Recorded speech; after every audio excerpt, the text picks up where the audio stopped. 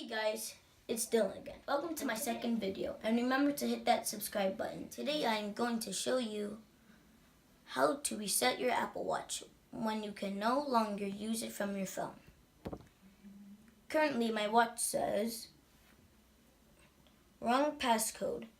Open Apple Watch on your iPhone. Go to passcode, then tab re-enable passcode entry to try again.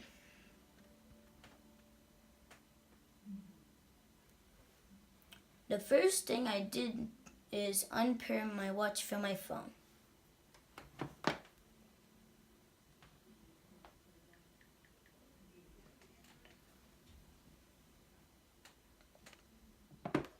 Now I'm going to show you how to reset your watch.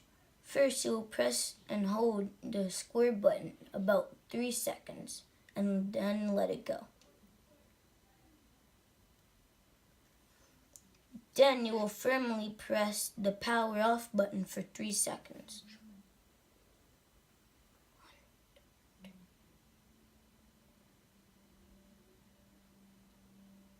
Then I'll show this.